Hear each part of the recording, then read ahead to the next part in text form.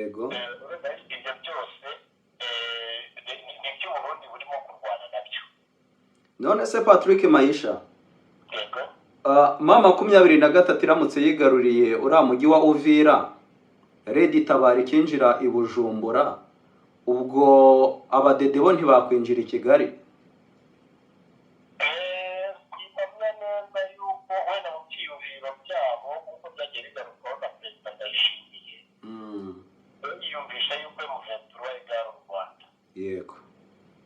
Ikindi nanone niba wananiwe gutsitsura M23 uzashobora ingabo z'u Rwanda zo zifite n'imyitozo zifite ubunararibonye mu rugamba. Ubwo byagiye bigaragara muri Mozambique, bigaragarira muri South Africa, aho bagiye barwanya ibyihebe. Ubwo rero ntabwo wagereranya ingabo z'u Burundi uzigereranya n'iz'u Rwanda. Yego. Kuvuga ngo bapfa kwinjira Kigali sindi kubibona aha ngaha mu by'ukuri. Bacire birarura. Byagorana. Nongeye kubasuhuza mbahereza ikaze mwebwe mwahisemo gukurikirana Hot News TV, ikinyamakuru cya mbere kibagezaho amakuru aremereye cyane mu bijyanye n'umutekano, politike na diplomasi. Uyu munsi amaguru amavi tuyerekeje ku butaka bwa Kongo. Noneho tubafitiye Patrick Maisha wamenyekanye cyane mu busesenguzi ndetse no kwapodetinga amakuru yizewe hano rwose muri Republika na Demokarasi ya Kongo. Reka tumushake ku murongo wa telefone twumve uko bihagaze hano rwose muri Republika iharanira Demokarasi ya Kongo.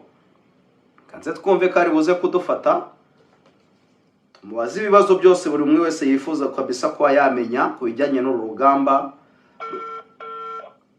ruri kubera hano muri Kongo.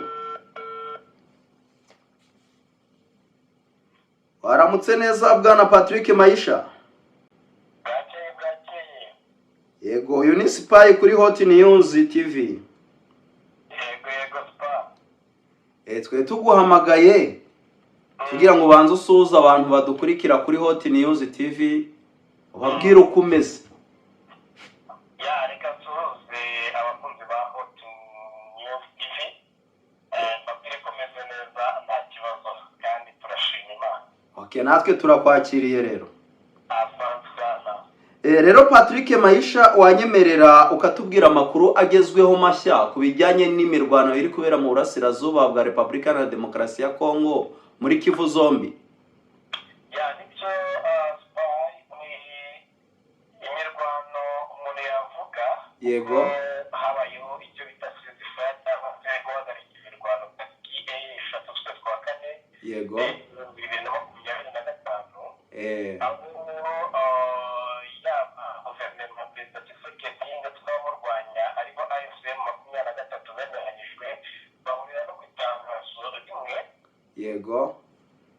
Iri tangazo benshi bakomeje kuvuga yuko ari itangazo rishobora kuba ryaranditswe na leta ya Katari nk'umuhuza. Yego. Ibasaba bose guhagarika imirwano. Ariko urebye ntabwo imirwano yahagaze. Yego. Kubera ko bakomeje kumvikana ibitero bya hato na hato. Ibitero byakomeje kumvikana ni ibitero by'abo bita Bazalendo. Yego. Na FDL, aho aba Bazalendo na FDL bo bavuga ko ibyo bitabareba. Ibyo guhagarika imirwano bitabareba, ariko nanone Abazalendo twibuke yuko bashyizweho na leta y'guverinoma ya Kinshasa. Yego. Aho babashyizeho nko kubafasha kugira ngo bahashe umwanzi wabo ariwe M23. Rero ntabwo bahagaritse ibi bitero, ariko intego yo kutahagarika ibitero ivugwa muri Nord Kivu na Sud Kivu ni uburyo bwo kugira ngo bajye bashutura M23. Yego. Nayo basubize niba ngombwa inabirukansa ifata uduce noneho barangiza ku ruhande rwa Kinshasa baregeye M23 bavuge yuko yarenze ku masezerano bagiranye yo guhagarika intambara. Abandi rero bari M23 nabo baraterwa, baterwa bagahangana nabo ntibarenge aho bari. Yego. Kugira ngo bataza kugaragarwaho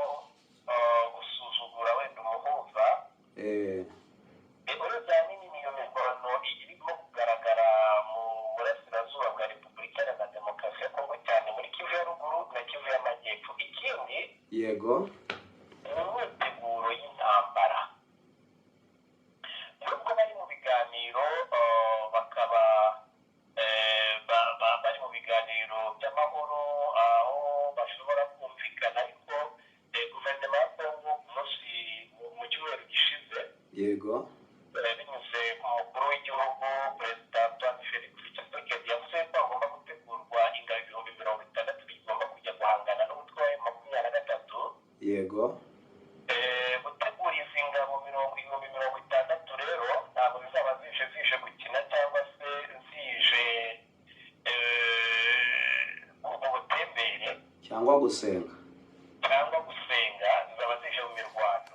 Ni muri urwo rwego rero amaze iminsi badiployinga abasirikari benshi kuva Kalemi baza Uvira, abandi bava Kisangani baza za Walikale, abandi bava Kisangani bakomeza za hejuru za Bunyakiri.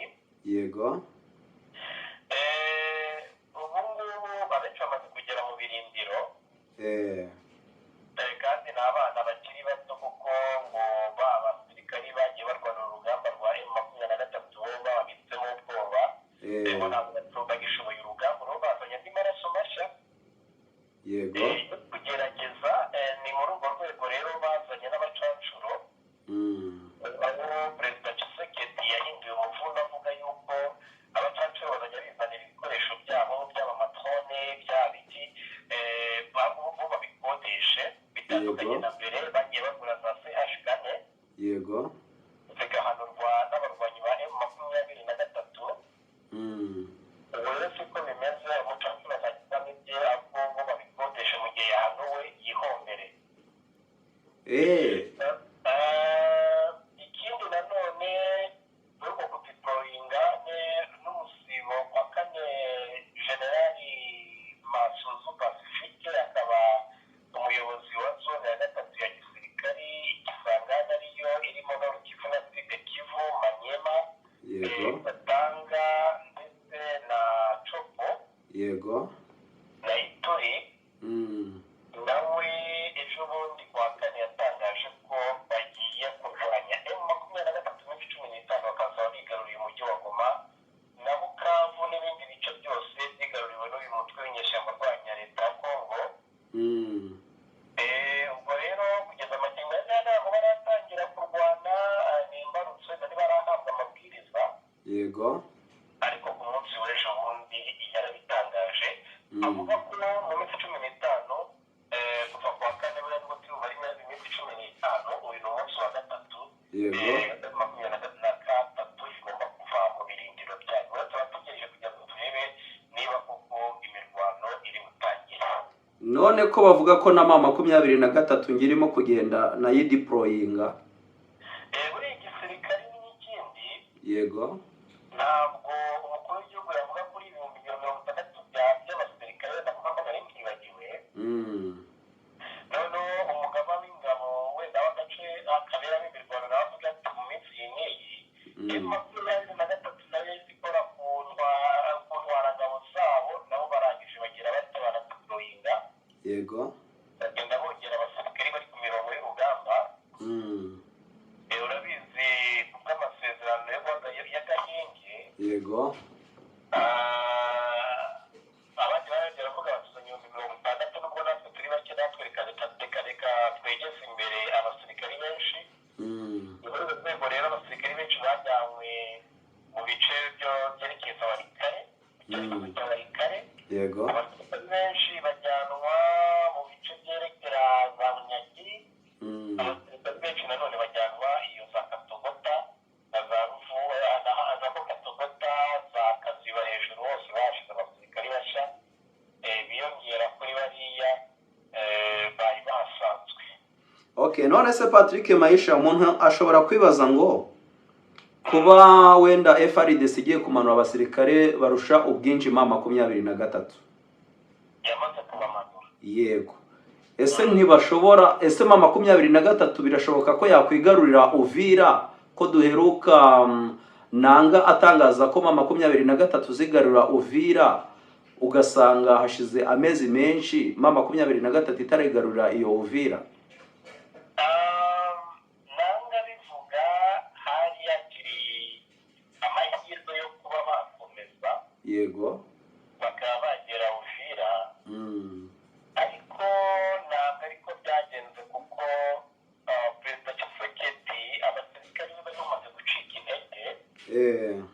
yitabaza Amerika.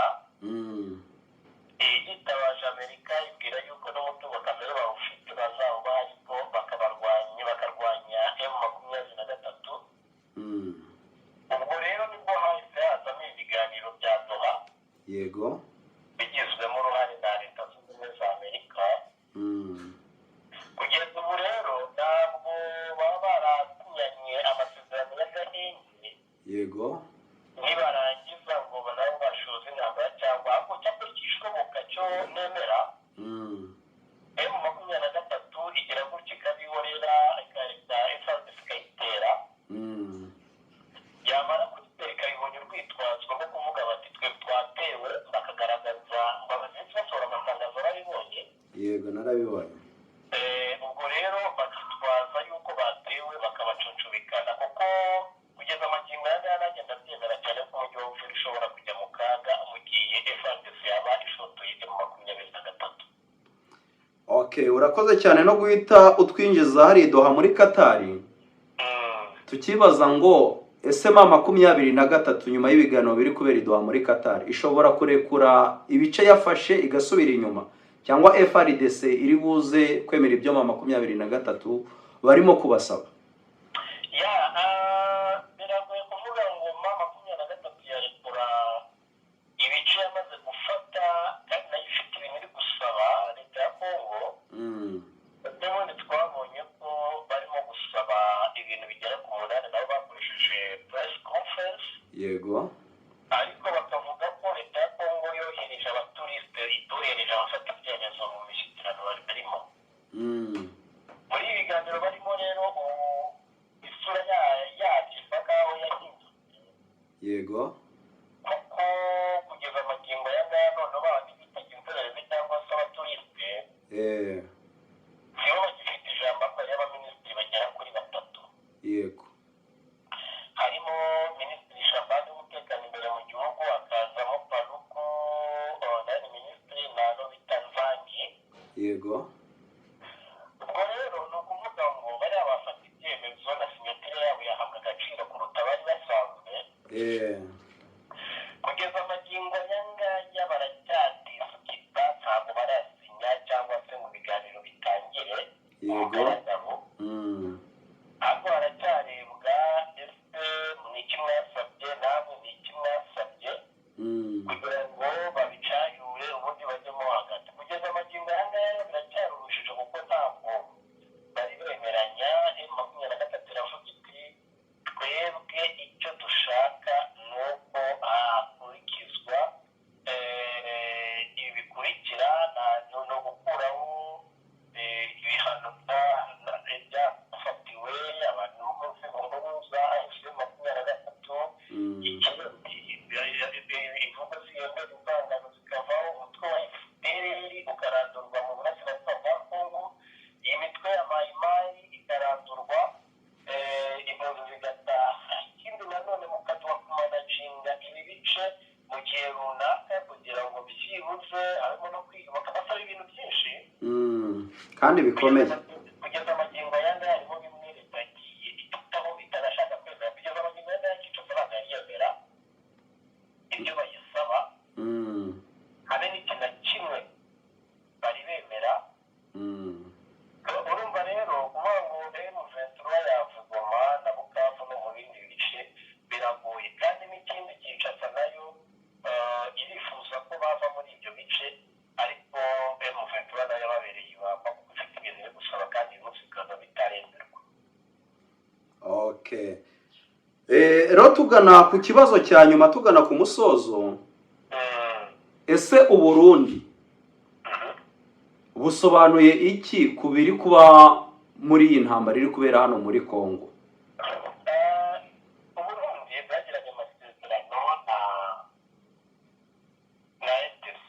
Yego. Na Kongo by'ubufatanye bwa gisirikare no gutabarana. Ariko nanone kuba ingabo z'Uburundi ziri muri Kongo, reka ko atari ayo masezerano gusa. Byatangiye ari amasezerano. Yego. Birakomeza ubwo Uburundi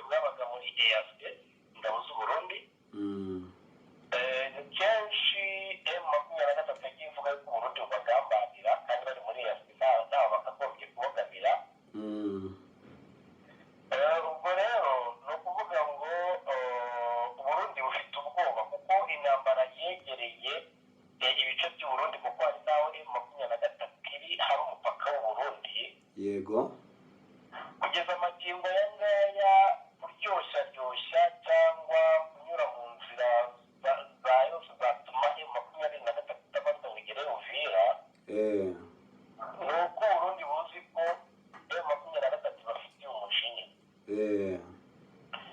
ntabwo bigeze babanira uyu mutwe mu gihe cyose babanye barawurwanyije mu buryo bushoboka ndakeka ko M23 nayo ishobora gufavoriza inyeshyamba z'Uburundi ziba muri kiriya gihugu cya Kongo yego kuba zagenda nazo zikajya kurwanya ubutegetsi bw'iwabo nga Red Tabara nka Red Tabara kuko wenda bafite byinshi bapfa ariko kugeza amagingo aya ngaya Uburundi bwo buba buri muri iriya ntambara role yabwo ni ukurinda imipaka yabwo no kurinda no gukoresha ibishoboka byose ku buryo M23 itafata umujyi wa Uvira kuko bazi yuko Perezida Ndayishimiye arizi neza ko mu gihe M23 yafata Uvira yaba ari mu kaga ikindi nanone ariko nkeka ko M23 yahita apfa kujya kwijandika mu kujya muri kiriya gihugu cy'Uburundi ahubwo ko yajya gutera Uburundi ahubwo nubwo bishobora gufavoriza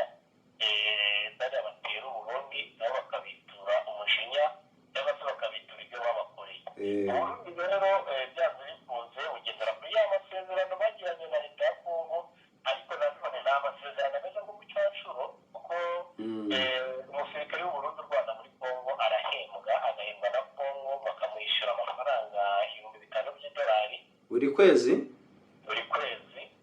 ni menshi urumva rero harimo ubucacuro harimo kwikanga yuko Red Tabara ishobora kubinjirana kuva Uvira kugera i Burundi kugera Bujumbura n'amasegonda yego ibyo byose ni byo Burundi burimo kurwana nabyo none se Patrick Mayisha yego M23 iramutse yigaruriye uriya mujyi wa Uvira Red Tabara ikinjira i Bujumbura ubwo abadede bo ntibakwinjira i Kigali twibamya neza yuko wenda mu byiyumviro byabo nk'uko byagiye bigarukwaho na Perezida Ndayishimiye yiyumvisha yuko M23 igara u Rwanda yego ikindi nanone niba wananiwe gutsinsura M23 uzashora ingabo z'u Rwanda zo zifite n'imyitozo zifite ubunararibonye mu rugamba kuko byagiye bigaragara muri Mozambique bigaragarira muri South Africa aho bagiye barwanya ibyihebe ubwo rero ntabwo wagereranya ingabo z'Uburundi uzigereranya n'iz'u Rwanda yego kuvuga ngo bapfa kwinjira Kigali sindi kuyibona aha ngaha mu by'ukuri bacire birarura byagorana Mayisha reka tugushimire wakoze cyane murakoze cyane rero Bwana Mayisha akaba amaze kutwapodetinga ibiri kubera muri Kivu zombi haba Kivu y'Amajyaruguru ndetse na Kivu y'Amajyepfo atweretse ishusho y'urugamba uko imyiteguro ku ruhande rwa M23 ndetse no ku ruhande rw'ingabo za FARDC bimeze atwinjije idoha muri Katari saho gusa atunyujije ariya muri Uvira Kavimvira atwinjiza mu Burundi atwereka icyo ingabo z'abadede zakorerwa ziramutse zitekereje gutera u Rwanda. Rero mukomeza kugenda mudukurikirana iyi ni Hot News muri Republika na Demokarasi ya Kongo.